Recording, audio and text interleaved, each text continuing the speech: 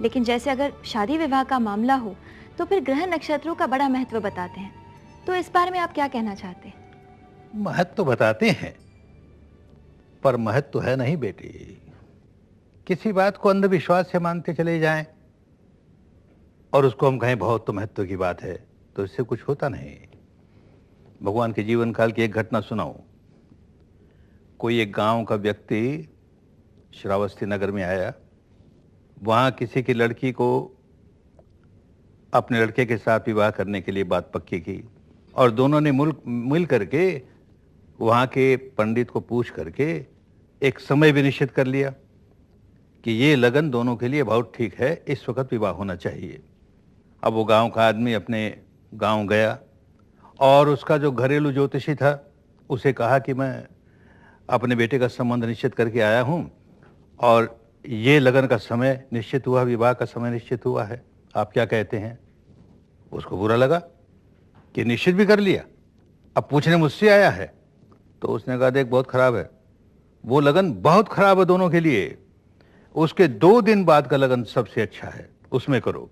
अब उन दिनों आपस में जो आने जाने में बहुत समय लगता था, तो उसने निश्चित तो क्या 2 दिन बाद करूंगा, लेकिन जब बेटी वालों को सूचना भेजी वो उस दिन पहुंची जिस दिन की विवाह होने वाला था। अब उसे कहा गया कि आज नहीं, विवाह 2 दिन बाद होगा। तो उसके ज्योतिषी ने कहा अरे नहीं नहीं, इसका विवाह आज ही होना चाहिए, नहीं होगा तो बड़ा अमंगल हो जाएगा। तो क्या करे बेचारा, नगर के किसी दूसरे लड़के से उसका विवाह कर दिया। अब 2 दिन बाद उनके बारात आई, विवाह तो हो चुका। अब उसने भले हल्ला गुल्ला किया, लड़ाई झगड़े किए, अब क्या होना, लड़की तो पराई हो गई, क्या होगा, अपना समूह लेके चले गए। तो ये बेटी बहुत बार ये ग्रह नक्षत्र लगन जो करते हैं जजमान को खुश करने के लिए, जजमान को सोचना चाहिए कि हम कहाँ उलझ रहे हैं। कितने ही ग्रह नक्षत्र लगन कुंडली देख करके विवाह करने के बावजूद भी क्या रिजल्ट आते हैं? वशिष्ठ जैसा महर्षि और विद्वान राम और सीता की विवाह की कुंडली मिलाकर के विवाह कराया, क्या परिणाम हुआ? जंगल में भटकते फिरे और सीता बेचारी पराये पुरुष के घर बंद नहीं रही और लौटकर आए भी तो सुख से कुछ दिन भी अपने महल में नहीं रह पाई कि फिर वनवास मिला। कितना दुखंत दर्दनाक अंत हुआ।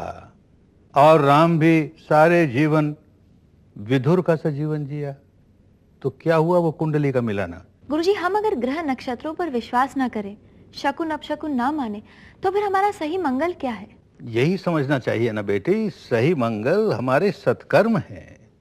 जैसे कहा मैंने कि जिस समय हम वाणी से, शरीर से और मन से कोई सत्कर्म कर रहे हैं, हमारे लिए वो सबसे अच्छा मुहूर्त है। जिस समय हम दुष्कर्म कर रहे हैं वाणी का, शरीर का या मन का, हमारे लिए वो बड़ा बुरा मुहूर्त है, बड़ा अमंगल होगा। बस इसको महत्व दे तो काम बन गया।